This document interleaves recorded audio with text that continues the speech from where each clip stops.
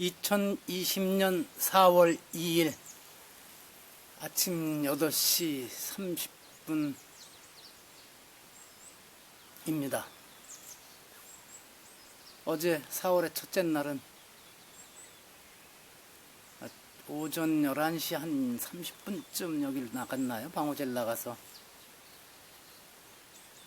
좋은 사람들과 점심 먹고 세상 이야기 많이 나누고 커피도 한잔하며 제가 잘 모르던 분야 쪽의 이야기를 많이 들었습니다. 그리고 제가 요즘 좋아하는 점심은 대개 그것으로 먹습니다만 하나로마트 가서 호밀빵 사고 저녁 약속이 6시에 있는데 그때까지 시간이 좀 남아서 오랜만에 여주 강변을 좀 걷고 왔습니다. 요즘 나라 경제가 어쨌든 좋아졌으니까 옛날엔 상상도 못했었던 일이지만 강을 따라가는 길을 새로 잘 내고 그 옆에 벚나무와 개나리를 잘 심어놔서 개나리 노란 꽃과 핑크빛 벚꽃이 활짝 핀 그곳을 한참 걷다 왔습니다. 또 뜻밖의 강변을 걷다가 골프공을 하나 줍는 횡재를 하기도 했습니다. 저녁에는 중고등학교 시절 친구 2명과 만나서 쭈꾸미 볶음으로 안주로 소주도 좀 마시고 또 점심때와는 다른 세상 이야기를 같이 나누고 들어왔습니다. 이렇게 가끔은 밖에 나가서 제 일상에 좀 벗어나야 될 필요도 있습니다. 그렇지 않고 아무리 제가 강하다고 해도 매일 이곳에만 머물며 하루 세끼를 혼자 밥을 먹고 책을 읽고 이러는 거는 자칫하면 고독을 즐기는 게 아니라 외로움에 빠질 수도 있으니까. 며칠 전 제가 그 외로움 얘기를 올려놨더니 미국에서 신학을 가르치시는 제가 한 번도 뵙진 않았지만 저보다 대학 15년 선배인 분이 그런 댓글을 달아주셨더라고요. 그러니까 소리튜드와 그러니까 고독의 기쁨과 외로움, 론리니스의 차이를 말씀하셔서 제가 그랬습니다. 그 둘의 차이는 종이 한 장 차이도 안 된다. 자칫하면 외로움이 고독을 즐기던 사람도 자칫하면 그게 외로움으로 바뀌고 우울증으로 갈 수가 있으니까 늘 자기 자신을 들여다봐야 됩니다. 이거야말로. 예, 서두는 이 정도로 하고 앞을 바라보니 낙엽송에서도 이제 연두색 잎이 나오기 시작했군요. 앞쪽에 보이는 수백 그루 나무 중에 한 2-3그루에서 나오기 시작했습니다. 며칠 내로 보기 좋을 것 같습니다. 저는 낙엽송을 쓸모없는 나무라고 그랬는데 2003년부터 2005년까지 2년 동안 강원도 칩거 시절에 봄에 연두색으로 산을 덮었을 때하고 가을에 저 낙엽송의 그 솔잎이 황금빛을 띌 때 이 2번 보면서 낙엽송이 쓸모없다고 하는 말은 잘못이다 그런 얘기를 했습니다. 그건 정말 멋있습니다. 가을에는 특히 낙엽송이 많은 산에 마침 제가 그랬습니다. 황금빛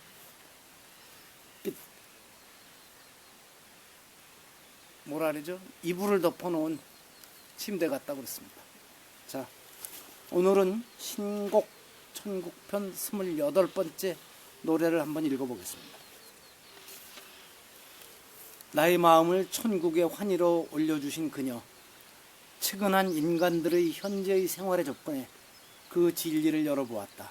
그리고 그 누가 직접 보거나 생각하기도 전에 자기 뒤에 켜져 있는 초심지의 불꽃을 거울 속에 비춰보고 유리가 진실을 밝히고 있는지 보기 위해서 몸을 돌려 마치 가락이 악보에 어울리듯 이것과 서로 맞는지를 보는 것처럼 나의 기억도 이와 같아 사랑이 나를 묶어두기 위해 줄을 만드는 아름다운 눈을 들여다보면서 회상하게 되었다.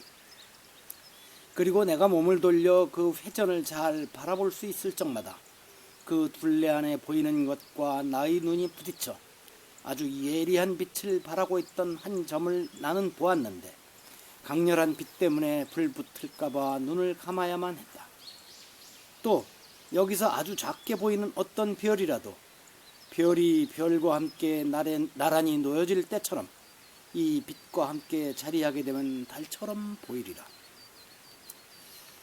둘레를 운반하는 수증기가 더욱더 짙을 때 그것을 물들여주는 빛에 될 수 있는 한 가까이 띠를 둘러주듯이 그만한 거리를 두고 불의 테두리가 그 점 주위를 재빠르게 돌았는데 세계를 빨리 감돌고 있는 저 운행보다 더하였다. 이 태는 다른 태에, 그것은 셋째 태에, 또 셋째 태는 넷째 태에, 넷째는 다섯째에, 그리고 다섯째는 여섯째에 감싸여 있었다. 그 이로 일곱째 태가 벌써 폭을 넓히고 이어져 나갔는데 윤호의 심부름꾼은 온몸을 고스란히 들 수 없을 정도로 비좁았다. 여덟째와 아홉째도 그러했는데 어느 것이든 첫째에서 그 숫자가 멀어질수록 더욱 더디게 움직였다. 또 순수한 불꽃에 덜 떨어져 있는 것이 한결 더 깨끗한 불꽃을 지니고 있었으니 그 불꽃의 진리를 더 마시는 것 같았다. 내가 걷잡을 수 없는 의심에 쌓여있는 걸 보신 내 여인이 말했다. 하늘과 일체의 자연이 저 점에 달려있다오. 거기에 더욱 밀착되어 있는 저 둘레를 보시오. 그리고 그것이 그토록 빨리 움직이는 건 그걸 충동하는 불타는 사랑 때문임을 아시오. 이에 나는 그녀에게 내가 아는 순서로 세계가 저 바퀴들 속에 자리 잡고 있었다면 내 앞에 놓여있는 것을 넉넉히 알 터인데 하지만 감각의 세계에서는 회전들이 중심에서 더욱 멀어지면 멀어질수록 그만큼 더 성스러워지는 것을 볼 수 있다오. 그러므로 오로지 사랑과 광명만을 경계로 삼고 있는 이 오묘하고 천사 같은 성전에서 나의 소망이 다 말해져야 한다면 견본과 그걸 본뜬 것이 어째서 일치하지 않는가 아직도 더 들어봐야 할 나인데 나 혼자서 그걸 관조함이 헛되기 때문이요. 이러한 매듭에 있어 그대의 손가락들이 모자란다 할지라도 이상할 것은 아니니 시험을 위하여 맺어진 게 아니기 때문이요. 내 여인이 계속해서 말하길 그대 충분히 알고자 하거든 그대에게 내 이르는 것을 포착하고 그 주위에 정신을 쏟으시오. 형체를 지닌 둘레들이 넓다랗고 좁다란 것은 그들의 모든 부분을 통해 펼쳐져 있는 힘의 많고 적음에 따른 것이라고. 가장 커다란 선은 가장 커다란 강령을 이루고 가장 큰 물체는 그 부분들을 똑같이 완성할 때 가장 큰 강령을 포용한다. 그러므로 저와 더불어 다른 우주를 송두리째 이끄는 이것은 사랑하고 아는 바를 더욱 많이 가진 둘레와 연관되고 있다오. 따라서 그대에게 동그랗게 보이는 실체들의 겉모양이 아닌 그 힘에 그대의 잣대를 대어보면 그대는 어떠한 하늘에서도 큰 것은 크게 작은 것은 작게 그의 지성에 비교되는 놀라울 만한 비율을 보게 될 것입니다. 보레아가 훨씬 더 부드러운 그 볼에서 풀어올 때 대기의 반구가 찬란하고 맑게 개어 있어 이전에 어지럽히던 검은 티끌을 깨끗이 씻어 흐트러뜨리기에 하늘이 아름다운 제 모든 구석을 드러내 웃음 짓는 것처럼 나의 여인이 분명한 대답을 나에게 들려주었기에 나 역시 그러했는데 하늘의 진실이 별처럼 보였던 것이다.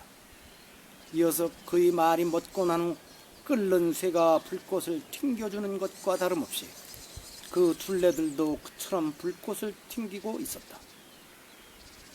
온갖 불꽃들이 그들의 섬광을 뒤따랐는데 그 수요는 무수히 많아 장기판 줄의 갑절보다 수천을 더 헤아릴 정도였다.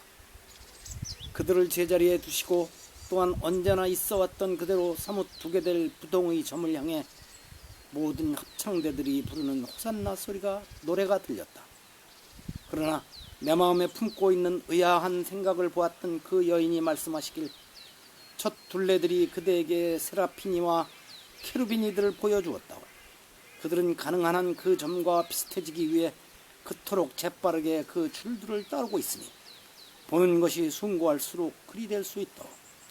그들 주위를 가고 있는 저 다른 사랑들은 하느님의 모습을 한 트론이라 불리는데 그들로 해서 첫 산품이 끝을 맺는다.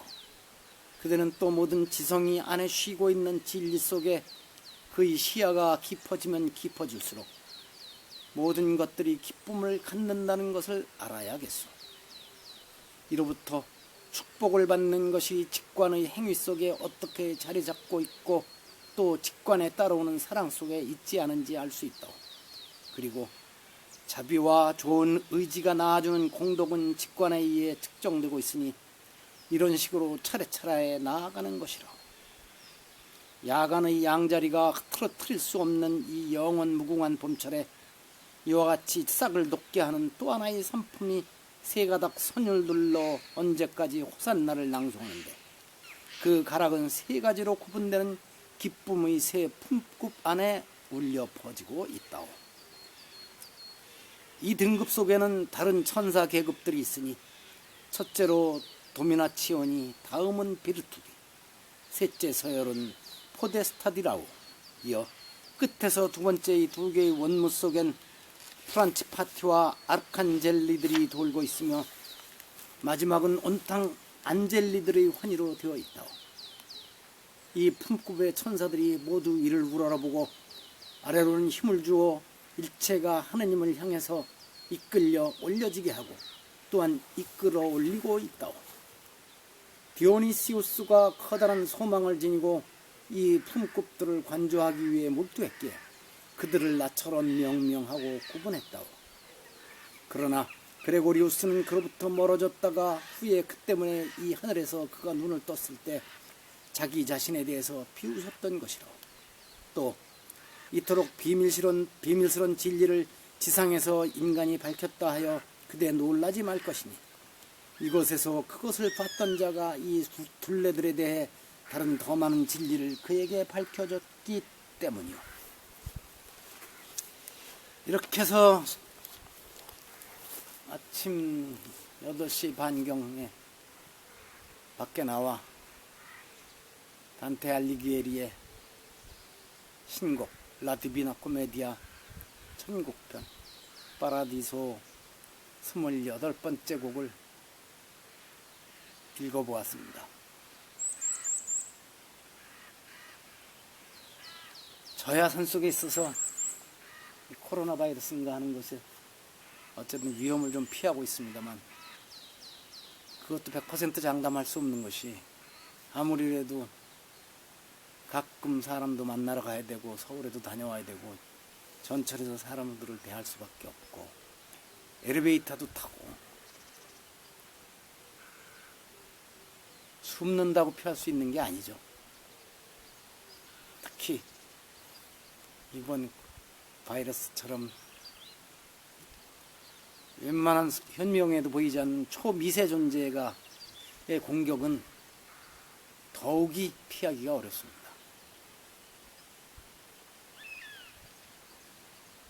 아침 뉴스를 보니 미국 뉴욕에서 12분마다 한 명이 이 코로나 바이러스로 희생된다는 것을 보았습니다.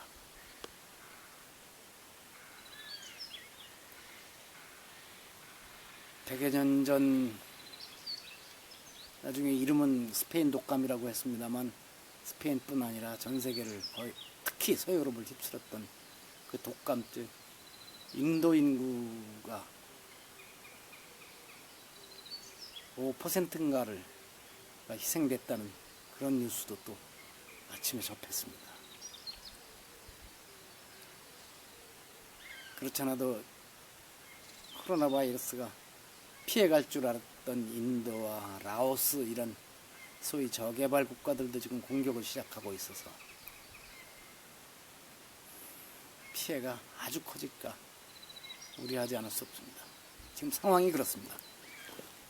지금 거듭 말씀드리지만 그렇다고 해서 절망만 하고 있을 수는 없죠. 희망을 가져보고 제가 억지로라도 4월이 되면 달라져야지 하는 말을 하고 있습니다.